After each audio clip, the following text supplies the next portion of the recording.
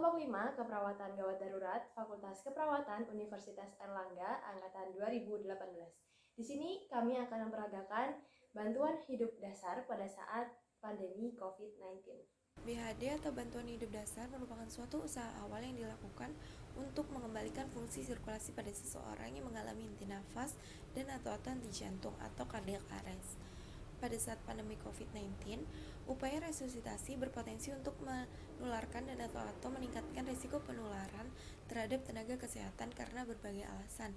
Yang pertama, RJP meliputi berbagai prosedur yang menghasilkan aerosol seperti kompresi dada, ventilasi tekanan positif, dan juga pemasangan alat bantu nafas. Lalu yang kedua, upaya resusitasi mengharuskan penolong bekerja dalam jarak yang dekat. Dan yang terakhir, pada keadaan gawat darurat ini, resusitasi dituntut untuk dilakukan dalam waktu cepat, dan hal ini berpotensi untuk menyebabkan penurunan kewaspadaan standar untuk mengontrol infeksi. Selanjutnya yaitu ada beberapa hal yang harus diperhatikan dalam memberikan bantuan hidup dasar pada saat pandemi COVID-19. Yang pertama yaitu harus selalu menggunakan alat pelindung diri atau APD seperti handscoon, face shield, masker bedah, dan jika memungkinkan hazmat. Yang kedua yaitu mengkaji pernafasan secara visual. Yang ketiga yaitu mengecek napas dengan pergerakan dada menggunakan tangan. Yang keempat yaitu memberikan penghalang pada hidung dan mulut korban pada saat memberikan pijat jantung dengan menggunakan masker bedah. Yang terakhir yaitu jangan pernah memberikan bantuan nafas mouth to mouth. Pada suatu hari, salah seorang dosen tiba-tiba terjatuh dengan posisi terlentang dan tidak sadarkan diri. Di waktu yang bersamaan, ada dua mahasiswa keperawatan bersertifikat BLS melihat kejadian tersebut dan menghampirinya. Setelah melihat kejadian tersebut, mereka melakukan 3A. Yang pertama yaitu amankan diri penolong dengan menggunakan alat pelindung diri atau APD seperti hazmat, masker, cap, dan face shield. Yang kedua yaitu amankan lingkungan, menghimbau masyarakat atau orang-orang yang berada di sekitar untuk menjauh. Yang ketiga yaitu amankan korban dengan mengecek kesadaran.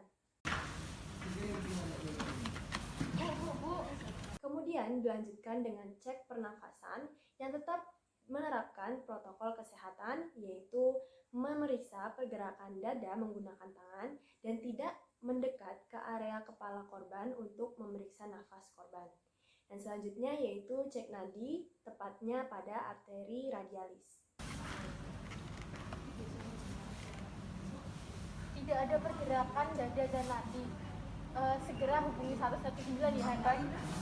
Informasi yang perlu disampaikan kepada call center yaitu identitas penolong, lokasi kejadian, jumlah dan kondisi korban, serta nomor telepon yang dapat dihubungi. Halo, selamat pagi. Dengan call center 119. Ada yang bisa saya bantu? Saya anak dari Fakultas Keperawatan. Di sini ditemukan ada korban yang tidak sadarkan diri. Di sini saya akan memberikan informasi. Jadi saya segera memberikan bantuan. Oh, baik. Ada yang bisa nomor yang dapat dihubungi? Ada 123 456 7 Baik, kami akan segera meluncur. Dapat ditunggu ya. Baik, terima kasih.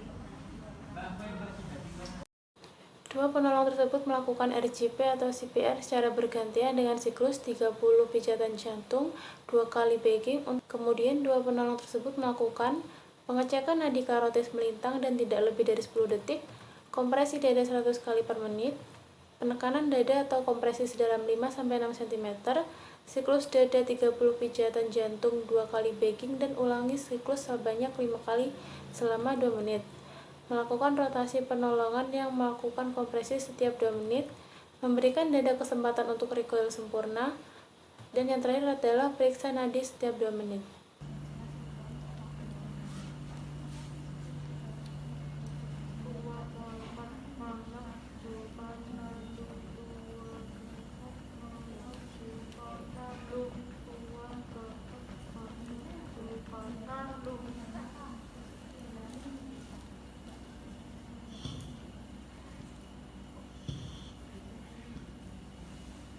Setelah melakukan 1 kali cycle RCP atau CPR, maka periksa kembali terkait pernapasan dan denyut nadi korban. Berapa?